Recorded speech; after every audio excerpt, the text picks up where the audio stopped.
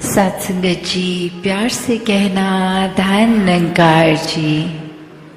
तो स्वयं ही इसका विस्तार असीम रूप का, और ये हम जब प्यार बन गए इस परमात्मा के प्यार में खुद ही, तो कैसे फिर ये संसार तक प्यार ही पहुँचेगा। ये परमात्मा के एक उस तरह रूप में एक फ्लो में ही जाते रहे, हर जगह चले गए। जैसे एक बूंद होती है, जब हम देखते हैं कि पानी कहीं ठहरा हुआ है, एक स्थिर है पानी, और उसमें अगर एक पत्थर डालते हैं तो कैसे वो रिपल इफेक्ट बन जाता है। पहले एक छोटा सा उसका एक वेव रूप, आगे वो और चौड़ा होता जाता है, वो वास्ट होता जाता है। कैसे फिर वो स्थिर पानी के अंदर अब तरंगे दिखने लगती हैं। ये अगर एक वो पानी का, तो फिर दायरा वो लिमिटेड है कि शायद वो एक तालाब जितना हो, इसलिए वो एक स्थिर रूप। एक हो सकता है कीचड़ का पडल हो, इसलिए स्थिर रूप। पर ये परमात्मा, इसका तो कोई सीमा नहीं है, कोई बाउंड्रीज नहीं है। तभी तो बीइंग बाउंडलेस वाली बात कि ये एक लिमिटेशंस ही जहाँ ख़त्म हो गई हैं, वहाँ से अपना दायरा शुरू किया जाए कि परमात्मा का जैसे ना कोई स्टार्ट ना फिनिश, वैसे ही एक अपने मन की अवस्था बना ले। ये आत्मा और परमात्मा के मिलन से खुद ही परमात्मा स्वरूप होते जाएं, और ये प्रयास फिर असीम की ओर ही है, ये विस्तार असीम की ओर ही है। तो कैसे जैसे उस स्थिर पानी में वो रिपल्स एक छोटे दायरे से बड़े बनते गए, ऐसे ही हम पहले अपने सुधार से अपने अंदर सब मानवीय गुण भर के एक मानवीय गुण को अपनाते हुए और साथ साथ ऐड करते हुए, ना कि 3-4 हैं तो कोई बात नहीं, अब कोई नया सीखेंगे तो पुराना कोई एक अपने जीवन से हटा देंगे, नहीं।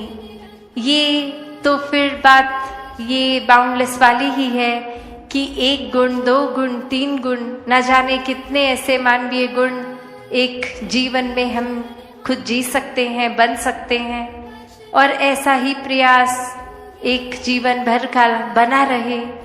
एक भाव सिर्फ जैसे अभी दासी जिक्र कर रही थी लव दाई नेबर की, तो एक कहानी में भी एक बच्चा स्कूल जा रहा है, और स्कूल में उस दिन ये सुन लिया टीचर द्वारा कि अपने पड़ोसी से प्यार करना है। और रास्ते में जब घर आ रहा है तो देख रहा है कि कोई इंसान गिर गया है, और अब उसकी मदद के लिए कोई नहीं आ रहा, क्योंकि वो एक स्ट्रेंजर है हर एक के लिए, वो एक कोई उसके साथ परिचित नहीं है।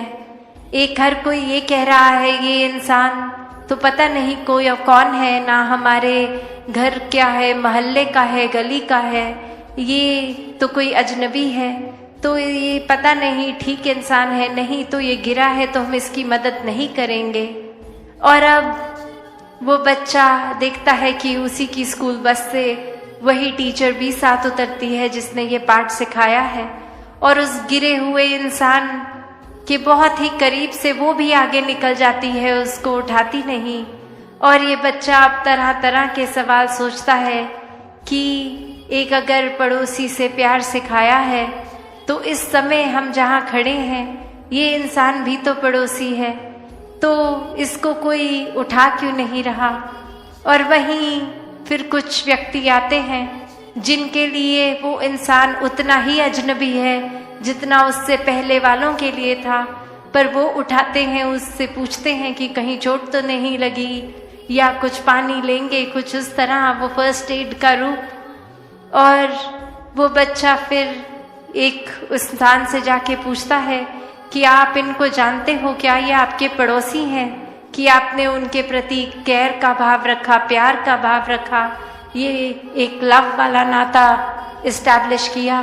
तो वो भी आगे से जवाब देते हैं नहीं, हम इनको नहीं जानते, पर एक संसार में तो हर एक से प्यार करना है, उस रूप में तो हर कोई पड़ोसी है, चाहे जानकार है या अजनबी।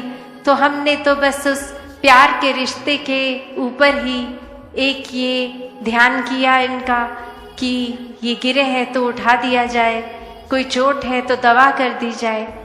तो वहीं वो अब बच्चा फिर अगले दिन स्कूल जाके जब अपनी टीचर से पूछता है और उसको ये बात समझाता है, तो वहीं एक वो शिक्षा उस दिन वो टीचर भी एक छोटे से बच्चे से ले लेती है। तो बात यहाँ उम्र की नहीं है। कोई आज भी हमने ये जो रूप देखा कि चाहे वो कविताएं रूप थी, एक गीत रूप थे, एक उस तरह आयु चाहे छोटे बच्चों की भी थी, चाहे नौजवान बुजुर्ग बहनें भाई कोई भी था, ये मूल रूप में जो संदेश दे रहे थे वो अनमोल संदेश है। ये तो बात विस्तार की जहाँ है वहाँ गहराई की दे रहे थे कि जीते जी इस परमात्मा का संग कर लो, वरना तो जीवन की श्वासों ने कब खत्म हो जाना है। ये श्वासों ने तो अचानक से एक दिन बंद हो जाना है, और तब तक अगर वाकई ही अपने असली रूप को नहीं जाना, ये निज घर को नहीं जाना, तो ये आत्मा ने शरीर से निकल के फिर भटकन में रहना है। तो जीते जी ही इस मोक्ष, इस साल्वेशन का रास्ता अपना लिया जाए, ताकि जीते जी भी हर मानवीय गुण से युक्त होकर अपने आप को हम प्यार से युक्त कर लें। एक जीवन में तंगदिली नहीं, एक अपने दिल को इतना बड़ा बना लें, एक दृष्टिकोण इतना ब्रॉड माइंडेडनेस का बना लें, एक विशाल नज़रिया बना लें कि हर कोई अपना लगे। फिर वो बात कि कैसे एक अगर गहराई का भी रूप है, तो एक अगर हम बाल्टी में एक दाल का दाना डाल देंगे तो ना कोई आवाज़ आएगी, ना बाल्टी का पानी वो छलक के बाहर आएगा। और वहीं अगर एक बजरी जितना छोटा कंकर डाल दें तो भी वो एक इतना ज़्यादा कुछ पानी तो छलक के नहीं आएगा। पर वो ही अगर हम एक कोई और बड़ा पत्थर और बड़ा डालते रहें तो धीरे धीरे हो सकता है कोई उस साइज का जब हम डालेंगे जो लगभग बाल्टी से ज़रा सा ही छोटा हो, तो सारा ही पानी बाहर आ जाएगा और उसकी जगह वो पत्थर ले लेगा। तो बात वही है कि गहराइयाँ कितनी हैं, जो अक्सर हम शेर में भी सुनते हैं कि सागर गहरा है इसलिए शांत है, वरना बचलती लहरों में गहराइयाँ नहीं होती। कि कैसे एक जहाँ उछाल दिखते हैं वो अपने आप पता है कि ये शैलो जगह है, वरना जो डीपेस्ट पार्ट है ओशन का वो इतना शांत लगता है क्योंकि वो इतना कुछ समा के अपने अंदर रखा है उसने। वो सहनशीलता का भी यहाँ पे गुण आता है। ये विशाल सागर का रूप, और ये इतना विशाल कि हर वाटर सोर्स इवेंचुअली वो सागर में ही आता है। तो भी सागर को उस बात का अभिमान नहीं है, वो अपने सबसे गहरे वाले पॉइंट पे इतना शांत भी है। और जैसे जैसे ज़मीन उठती है वो रेत आने लगती है, वहाँ वो वेव्स कितनी प्रोमिनेंट दिखती हैं। उस जगह पे उछाल भी है, एक रूप उसका इस तरह कि एक उछल रही है, मचल रही है, एक बेचैनी का भाव, वहाँ स्थिरता नहीं है, वहाँ विशालता भी नहीं है। तो बात वही कि इंसान भी आजकल इस तरह ही भाव रखते हैं कि अपने कर्मों में या अपने अंदर की विशालता पे तो जोर नहीं दे रहे हैं कि हम कैसे अपने अंदर इंट्रोस्पेक्ट करें, अपनी सोच का विस्तार करें, अपने कैरेक्टर बिल्डिंग का विस्तार करें। पर एक अपनी बातों को, अपनी अपने छोटे छोटे चीज़ें जो हासिल करी हैं उनका इतना डंका बजा के शोर मचा रहे हैं कि वो लहरों के समान छलक रहे हैं इधर उधर। और वो ही बात, ऊंची दुकान फीका पकवान की बातें ज़्यादा और कर्म देखे जाएं तो कुछ है नहीं। एक हासिल छोटी सी उपलब्धि को भी इतना शोर मचा के कर दिया। और वहीं जहाँ ये सागर की तरह एक इतने डीपेस्ट पॉइंट पे भी शांत रूप रहा, कितना कुछ उसमें समा चुका है, फिर भी कोई अपनी वाहवाही नहीं, कोई अपनी तारीफ नहीं, अपने अंदर ही वो मंथन कि ये हमारे को कुछ भी जो हासिल हम कर पाए सब परमात्मा की ही देन है, और ये जीवन जिस तरह जीना है ये परमात्मा पे आधारित हो। कोई गुण अगर है भी तो उसको अहंकार का रूप नहीं देते संत, ये सागर की ही तरह सब कुछ अपने अंदर समेट लेते हैं। अगर कोई कटुर वचन भी बोले तो भी, तो बात यही कि अपने जीवन में एक प्यार को जो जो अपना लेते हैं उनका विस्तार वाकई ही इस असीम परमात्मा की ओर इस तरह होता रहता है कि हर पल एक अभिमान नहीं आता कि हम तो इतने प्रभु भक्त हो गए हैं, हम तो दिन के इतने घंटे प्रभु को याद करते हैं। बात यही कि ये प्यार तो फिर 24 घंटों का प्यार है, खाते पीते उठते बैठते हर समय फिर ये प्रभु परमात्मा ये निराकार ही मन में है। तो फिर कौन सा समा गिनवाएं, कौन सा गंवाएं, और ये फिर दिखावा मात्र भी नहीं रह जाता। ये प्यार तो फिर वैसा ही प्यार है जो दिल में इतना है कि इसका फिर वो जिक्र करना हर एक से कि हम प्रभु प्रेमी हैं, वो एक ज़रूरी भी नहीं लगता, क्योंकि उस समय भी लगता है कि जो समय हम किसी को ये बात समझाने में लगाएंगे उतना ही समय और परमात्मा को प्यार करने में लगा देते हैं। तो फिर संतों ने तो हमेशा जी कर ये प्रैक्टिकल स्पिरिचुअलिटी का प्रमाण दिया है। एक अपने जीवन में आध्यात्मिकता को उस तरह जिया है कि अपनी सारी सामाजिक पारिवारिक कर्तव्य निभाते हुए भी एक आध्यात्मिक पहलू को इतना ऊंचा स्तर दिया है कि जीवन में हर समय एक भक्ति का विस्तार होता गया। ये नहीं भक्तों ने सोचा कि हम तो इतनी आत्माओं जो तड़प रही थी खुद हमें परमात्मा मिल गए तो ये बाकी इंसानों को भी एक ये तड़प दूर करा दें, तो हमने तो इतने कार्य कर दिए, हम महान हो गए। भक्तों का तो हर समय एक ध्यान यही लगता है कि अभी तो पूरा संसार ये तड़प में है, अभी तो कुछ ही हैं जो इस सच्चाई से रूबरू हुए हैं, जिन्होंने अपना मुख उज्जवल कर लिया है, और अभी कितने रहते हैं। तो भक्तों ने तो हमेशा ये आगे बढ़ने वाली बात ही सिखाई है कि हर एक को जितने भी ज़्यादा से ज़्यादा परमात्मा के भक्त हो जाएं उतना ये कार्य करते गए। भक्तों को फिर अपने भी खाने पीने उठने बैठने का कोई ख्याल नहीं है, सिर्फ यही लगन लगती है कि जिस तरह जीते जी हम चाहे अमीर हैं गरीब हैं पर मन आनंद में है, सुखी हैं, वैसे ही हर कोई हो जाए, ये परमात्मा के रंग में हर कोई रंग जाए। तो ऐसा ही मन में प्यार का विस्तार, सोच का विस्तार भक्तों ने जी कर सिखाया है, और ऐसा ही जीवन हर कोई जी सकता है। ये विस्तार हर कोई अपने आप के अंदर से ये पहले भीतर अपनी अंदर गहराई में जाएं, एक अपने अंदर मंथन करके ये सोच कर ये भाव को, इतने इमोशंस को कंटेन भी नहीं कर पाते, वो एक टर्मोइल सा आता है मन में। वहीं ये सहजता आते ही, इस निराकार का एहसास होते ही ये सुमिरन रूप हो, तो कैसे फिर सारी चीज़ें स्वयं ही अपने भीतर भी शांत लगती हैं कि एक कारण मिले ना मिले, कोई वजह मिले ना मिले, फिर भी ये विश्वास जहाँ आ जाता है कि हर पल में जब निराकार है और निराकार ऐसा कुछ नहीं करेगा जो हमारे लिए उचित ना हो, तो एक बुरी सी बुरी चीज़ भी जो 1 मिनट पहले हमारे अकॉर्डिंगली थी, वही मन शांत हो जाता है। वहीं एक ये भाव आ जाते हैं कि ये अगर कोई चीज़ है तो इसमें से हमने सीखना क्या है, ये सिर्फ कुछ सिखाने के लिए ही आई है, और वो चीज़ सीख लिया जाए। कैसे अपने मन में हम धीरे धीरे इस तरह छोटी छोटी चीज़ों से ही पवित्रता डालनी शुरू कर सकते हैं।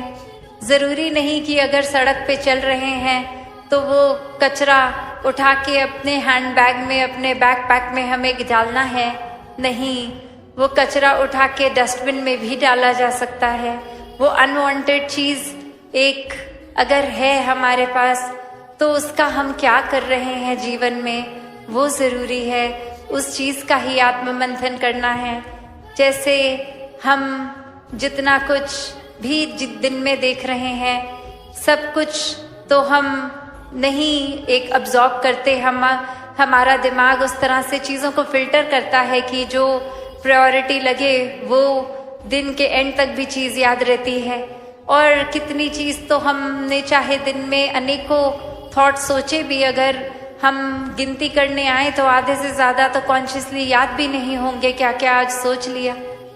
तो बात वही कि क्या चीज़ को अपनानी है और कितनी देर के लिए अपनानी है। कुछ तो संत महात्मा किस पल में ऐसे अनमोल बात बोल देते हैं जो वाकई ही सुन के लगता है कि ये तो जीवन परिवर्तित करने वाली बात है, और वो वाकई ही बात जीवन भर के लिए टिक जाती है। और वहीं हम अक्सर कुछ ऐसी छोटी हल्की बात कि कुछ हम कह देते हैं या हमारे साथ घट जाती है अगर घटना, तो उसको चाहे वो लिटरली इनसिग्निफिकेंट होती है, फिर भी उसको हम बस उसको पकड़ लेते हैं और वो भार बना के जीवन भर वो भार को ढोते ही रहते हैं। तो यहाँ वही बात कि कैसे हम अगर कुछ कर भी रहे हैं तो वो शुरुआत कहाँ से हुई, वो हमारे अंदर से ही शुरुआत हुई। एक उदाहरण, ये एग्जाम्पल, जब भी हम कहीं अगर पहाड़ी इलाके किसी हिल स्टेशन में आते हैं तो अक्सर ऐसे पॉइंट्स होते हैं जहाँ से हमें लगता है हम अगर कुछ ज़ोर से बोल रहे हैं तो वो एको करके वापस आता है हमारे कान में, वही बात, हमारे शब्द ही। तो हम जो संसार में डाल रहे हैं वही घूम के आ रहा है। और उसी तरह कैसे हम अगर कोई अच्छी बात बोल देंगे, घूम के अगर आ भी रही है, तो ये उन पेड़ों को, उन पत्थरों को कुछ उस अच्छी बात का असर हुआ नहीं। वहीं हम अगर कोई बुरी बात, कोई गाली गलौज भी जोर से बोल देंगे और वो हर जगह से हमारी ये साउंड फ्रीक्वेंसी ये छूती हुई वापस एको करके हमारे पास वापस शब्द अपने ही अपनी आवाज़ में आ जाएंगे वो बुरे, तो भी क्या चीज़ों को जिनसे वो आवाज़ हमारी टकराई फर्क पड़ा नहीं, वो अभी भी वैसी की वैसी। तो एक बात वही कि अक्सर हम ये सोचते हैं कि हम अगर किसी को कुछ बुरा बोलेंगे तो अगला कितना परेशान होगा और ये उसको एक सबक मिलेगा कि कैसा महसूस होता है बुरे शब्द सुनना। उसके लिए बोल भी दे हम तो उस इंसान को उसी पत्थर और पेड़ की तरह हो सकता है कोई फर्क भी ना पड़े हमारे शब्दों का, पर वो वापस हम पर जब घूम कर आई, रात की नींद हमने खुद अपनी खराब कर लेनी थी। उससे एक रात पहले जो तैयारी कर रहे थे कि कल तो मौका मिलेगा, वो व्यक्ति मिलेगा, ये पॉइंटर्स बना लिए हैं, इसको बहुत सार्कास्टिकली उसके आगे रख दिएंगे, तो उसका मन कितना खराब हो जाएगा। तो कैसे अक्सर एक हम अपना ही, जैसे दासी वो एग्जाम्पल देती है कि अपना खुद का हम हाथ कितनी बार जला लेते हैं सिर्फ ऐसी कोई गर्म चीज़ पकड़ने के लिए, जो नियत रखते हैं वो गर्म चीज़ सामने वाले पे फेंकेंगे, अगला जल जाएगा, और वो निशाना हमारा लगे उस इंसान को, वो चीज़ ना लगे, पर जितनी देर वो चीज़ हमारे हाथ में है, हमारा हाथ तो कंपल्सरी ये एक जलेगा ही जलेगा, वो तो कोई दूसरा उसमें ऑप्शन ही नहीं है। तो चीज़ें क्या अपने पास रखनी है मन में, क्या नहीं। और सिर्फ ये कोई एक वो बात नहीं कि समाज में एक बिहेवियरल बात की ही ऐसी नहीं हो रही कि अच्छे कर्म या बुरे कर्म, वो भी एक ब्रॉडर अगर आत्ममंथन की जहाँ बात हो रही है, सब बातें उसमें आती हैं, पर असल में तो ये अपनी खुद पे काम करने वाली बात है। ये अपने सुधार की बात है, वो चाहे हर तरीके का हो, पर जिन्होंने ये स्पिरिचुअल ग्रोथ को ही प्राथमिकता दी है, आध्यात्मिक पहलू को अपने अंदर इतना आत्ममंथन करके पक्का कर लिया, ये प्रभु परमात्मा से अपना नाता और गहरा जोड़ लिया, तो अक्सर हम खुद ये महसूस भी करते हैं कि जब भी हम ऐसे फील करते हैं कि हम स्पिरिचुअली ग्रो कर रहे हैं, तो बाकी सोशल पहलू, बिहेवियरल पहलू, संसार के अपने व्यवहार, अपने सामाजिक रिश्ते सब खुद ब खुद बेहतर हो जाता है, क्योंकि मन हमारा एक टिक रहा है सही जगह। वो एक पॉजिटिविटी की शुरुआत होते हुए वो हर पहलू में जीवन के फिर एक रिपल इफेक्ट से पहुंचती है। तो मन ही हमारा अशांत हो तो वो अशांत हम खुद भी अंदर से महसूस करेंगे अशांति। और हम एक जिस तरह एग्जाम्पल दासी ने ये दिया, साथ संगत जी, प्यार से कहना धन निरंकार जी। साथ संगत जी, आप जी के चरणों में बहुत ही सुंदर विचार आशा है प्रवान करें और ध्यान से सुने। साथ संगत जी, जिसका विषय है विष्णु ब्रह्म महेश से भी ऊपर है निरंकार। तो आइए शुरू करते हैं साथ संगत जी। साथ संगत जी, दृश्य है काशी के गंगा घाट का। एक शांत कोना, शाम का समय, आकाश में सिंदूरी रंग फैल रहा है। गंगा की लहरें शांत भाव से तट से टकरा रही है। संत रविदास अपने औजारों के साथ बैठे एक पुरानी पादुका की मरम्मत कर रहे हैं। साथ संगत जी, उनके चेहरे पर एक सहज मुस्कान है। पास ही संत कबीर आकर बैठ जाते हैं। कबीर कहते हैं, राम राम रविदास भाई, आज तो आपके चेहरे पर ब्रह्मांड का संतोष उतर आया है। साथ संगत जी, रविदास मुस्कुराते हुए सिर उठाकर राम राम। कबीर साहिब, आप आए तो घाट पर रौनक आ गई, पर हाँ आज मन में एक तरंग उठी है। कबीर कहते हैं, कैसी तरंग भाई? रविदास दूर एक मंदिर की ओर इशारा करते हुए, जहाँ से घड़ियाल और शंख की ध्वनि आ रही है, देखिए वहाँ भगवान विष्णु की आरती हो रही है। वहाँ भगवान विष्णु की आरती हो रही है। लोग कितने प्रेम से उनके साकार रूप को पूज रहे हैं।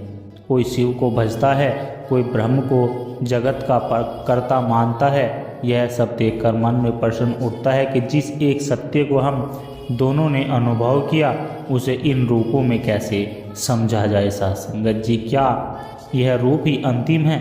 कबीर गहरी सांस लेकर कहते हैं, रविदास भाई, आपने तो वही प्रश्न पूछ लिया जो इस जगत का सबसे बड़ा भ्रम है। लोग डाली को पकड़कर बैठे हैं और जड़ को भूल गए हैं। यह ब्रह्म विष्णु महेश तो उस एक महासागर की तीन बड़ी लहरें हैं। लोग लहरों को पूज रहे हैं, पर महासागर की गहराई को कौन नापे? रविदास, आपकी बात सत्य है कबीर साहिब, पर आम जन के लिए यह लहरें ही तो महासागर का परिचय है। जैसे छोटा बालक सीधे सीधे कै लिखना नहीं सीखता, पहले आड़ी तिरछी रेखाएं खींचते हैं, वैसे ही मन को साधने के लिए यह साकार रूप आलम्बन का काम करता है। कबीर, आलम्बन ठीक है, पर बंधन बन जाए तो गीता अध्याय 7वां श्लोक 24 में स्वयं श्री कृष्ण क्या कहते हैं? वह कहते हैं, अव्यक्तम व्यक्ति मापन मयन्ते माम बुद्धाया परम भावम अजानतो ममावायम मन उत्तम। अर्थात बुद्धिहीन पुरुष मेरे उत्तम अविनाशी और परम भाव को न जानते हुए मुझ अव्यक्त निरंकार को व्यक्त मनुष्य रूप में प्रकट मानते हैं। कृष्ण स्वयं कह रहे हैं कि उनका असली स्वरूप उनका अजन्मा निरंकार है। यह जो रूप तुम देख रहे हो, यह तो मेरी योग माया का एक प्रकटीकरण मात्र है। ब्रह्म का काम सर्जन, विष्णु पालन और महेश का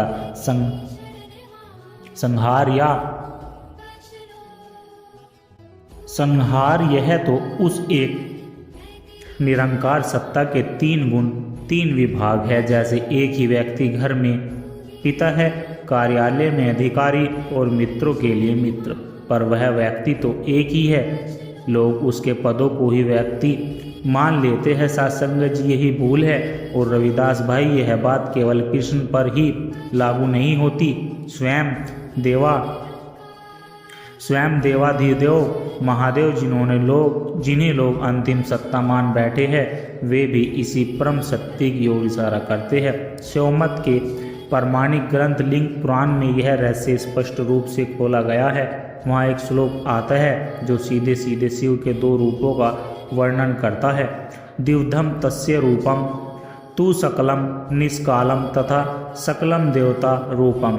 अर्थात इसका सीधा और स्पष्ट अर्थ है, रविदास भाई यह कहता है कि शिव के दो रूप है, एक सकल यानी साकार और दूसरा निष्कल यानी निरंकार। शास्त्र आगे कहते हैं कि उनका जो सकल रूप है वह देवता का रूप है, यानी जूट त्रिशूलधारी महेश्वर का वह स्वरूप जिसकी हम पूजा करते हैं। परंतु उनका जो निष्कल यानी निरंकार रूप रहित स्वरूप है वही उनका परम वास्तविक और मूल तत्व है।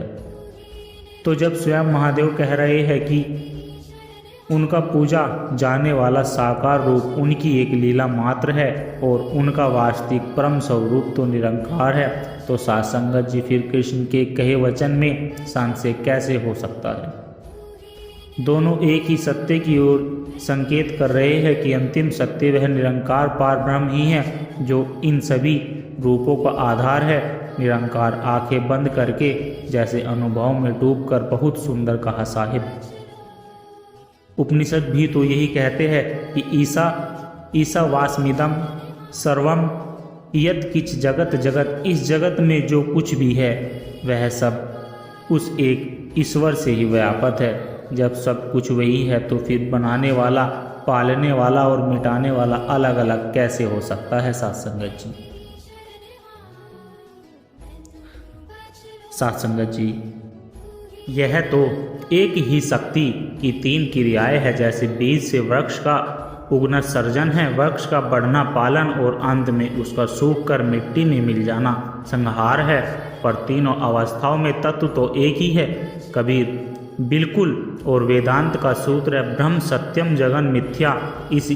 इसका यह अर्थ नहीं कि जगत है ही नहीं, इसका अर्थ है कि जगत का जो रूप हमें दिख रहा है वह परिवर्तनशील है, नश्वर है, इसलिए मिथ्या है। सत्य तो केवल वह एक ब्रह्म है जो इस जगत का आधार है, जो निरंकार है। लोग विष्णु को वैंठू में, शिव को कैलाश पर और ब्रह्म को ब्रह्मलोक में खोजते हैं, जबकि वह निरंकार तो घट घट में वासी है। लाली मेरे लाल की चिद देखूं तित लाल, लाली देखन मैं गई मैं भी हो गई लाल। साथ संगत जी जब उस निरंकार का रंग चढ़ता है तो फिर कौन ब्रह्मा, कौन विष्णु, कौन महेश, सब उसी एक लाल के प्रकाश में विलीन हो जाते हैं साथ संगत जी। रविदास अपनी पादुका उठाते हुए, देखिए कबीर साहब यह पादुका है, इसका एक रूप है, एक नाम है, इसे चमकाने ने बनाया है, पर इसका मूल तत्व क्या है? चमड़ा। चमड़े का मूल तत्व क्या है? मर्द पशु का शरीर। उसका मूल तत्व पंचभूत, और पंचभूतों का मूल व एक ही ऊर्जा, वही है चेतना जिसे आप राम कहते हैं। मैं रविदास का ठाकुर कहता हूँ और ज्ञानी ब्रह्म कहते हैं। लोग उस पादुका रूप पर अटक गए हैं, इसके मूल तत्व उस निरंकार तक नहीं पहुँच रहे हैं। फिर रविदास आगे कहते हैं, कबीर भाई केनोपनिषद भी कहते हैं कि वह तो सीधे सीधे उस परम तत्व की पहचान ही बता देता है। या चक्षुष न पश्चाति येन चक्षु पश्चाति तदेव ब्रह्म तत्व विधि नेदम यदि उपासते। अर्थात वह परम तत्व जिसे आंखों से देखा नहीं जा सकता, बल्कि जिसे आंखें स्वयं देखती है, उसी को तुम ब्रह्म जानो, उसे ब्रह्म मत मानो, जिसकी लोग मूर्ति के रूप में उपासना करते हैं। कितनी सीधी और स्पष्ट बात है कि जिस विष्णु या शिव की मूर्ति को हम इन आंखों से देख रहे हैं वह अंतिम सत्य नहीं है। अंतिम सत्य तो वह शक्ति है जिसके कारण हमारी आंखों में देखने की क्षमता है। वह आँख की भी आँख है, मन का भी मन है, वह हमारे अनुभव का आधार है, विषय नहीं। ब्रह्म विष्णु महेश के रूप में हमारे अनुभव के विषय है। पर जो इन सब अनुभवों का स्रोत है वह निरंकार ही पारब्रह्म है। कबीर यही तो मैं कहता हूँ, यह तीनों देव ब्रह्म विष्णु महेश स्वयं उस ब्रह्म पार ब्रह्म का ध्यान करते हैं। वेदों और पुराणों में कथाएं है कि जब जब इन देवों पर संकट आया इन्होंने उस निरंकार शक्ति को पुकारा। वे स्वयं उस परम सत्ता के अधीन है। साथ संगत जी, उनके व्यापक है, स्वामी नहीं। स्वामी तो केवल एक है, अकाल पुरुष निरंकार। वह न जन्मता है न मरता है, ब्रह्म की आयु है। विष्णु अवतार लेते और लीला समाप्त करते हैं, शिव लय में जाते हैं। यह सब काल के भीतर है, पर जो अकाल है, जो काल का भी स्वामी है, वह तो अंतिम सत्य है। साथ संगत जी, वही पार ब्रह्म है। रविदास, प्रेम और शक्ति से भरे स्वर में तो फिर मार्ग क्या है? साहिब इन भक्तों को कैसे समझाए? मैं कहता हूँ मार्ग प्रेम का है। तुम विष्णु को भजो, पर यह जानते हुए भजो कि तुम विष्णु के माध्यम से उस एक निरंकार को ही भज रहे हो। तुम शिव की पूजा करो, पर यह बोध बनाए रखो कि यह शिवलिंग उस निरंकार अनादि अनंत चेतना का ही प्रतीक है, जिसका कोई और छोर नहीं। प्रभु जी तुम चंदन, हम पानी, जाकी अंग अंग बास समानी। जब पानी भक्त अपने आराध्य चंदन में मिलता है तो वह केवल चंदन की सुगंध नहीं लेता, वह स्वयं चंदन में हो जाता है। साथ संगत जी, उसका अपना अस्तित्व मिट जाता है। साकार की भक्ति जब प्रकाष्ठा पर पहुंचती है तो साकार स्वयं निरंकार में विलीन हो जाता है। मूर्ति खो जाती है, मंत्र खो जाता है, भक्त खो जाता है, केवल अनुभव, केवल होना शेष रह जाता है, वही निरंकार है। कबीर सहमति से साथ संगत जी सिर हिलवाते हुए, बहुत गहरी बात कही रविदास भाई आपने। अनुभव ही सार है, शास्त्र तो केवल नक्शे है, चलना तो स्वयं पड़ेगा। लोग नक्शे को ही पूज रहे हैं, असली यात्रा तो भीतर की है। पानी में मीन प्यासी, मोहिन सुन सुन आवे हाँसी। साथ संगत जी, मछली पानी में रहकर भी प्यासी है, यही इस संसार का हाल है। हम सब उस निरंकार ब्रह्म के महासागर में तैर रहे हैं, फिर भी मंदिरों, मस्जिदों, मूर्तियों और पोथियों में उसे बूंद बूंद खोज रहे हैं। जिस दिन यह बोध हो जाएगा कि मैं स्वयं उस सागर का अंश हूँ साथ संगत जी, उसी दिन प्यास बुझ जाएगी। उसी दिन समझ आएगा कि ब्रह्म विष्णु महेश उस निरंकार शक्ति की महान अभिव्यक्तियाँ है, पर वह शक्ति इन अभिव्यक्तियों से कहीं ज़्यादा विशाल, अनंत और परम है। वही पारब्रह्म है, वही अंतिम सत्य है। रविदास कहते हैं कि सत्य वचन कबीर साहिब वही परम सत्य है। ना हिंदू है, ना मुसलमान, न साकार, ना निरंकार, बल्कि दोनों उसी में है, उसी में है, वह बस है। उसको जान लेना ही जीवन की सार्थकता है। दोनों संत चुप हो जाते हैं। मंदिर का कोलाहल अब शांत हो चुका है। साथ संगत जी, गंगा की लहरों का कलकल निनाद अब किसी अनहद नाद की तरह सुनाई दे रहा है। दोनों की आंखें बंद है और चेहरे पर परम शांति का भाव है, जैसे वे दोनों उस एक निरंकार सत्य के मौन के संवाद में उतर गए हो। साथ संगत जी, प्यार से कहना धन निरंकार जी। साथ संगत जी, आशा करता हूँ दास के द्वारा कहे विचार आप सभी संतों को अच्छे लगे होंगे।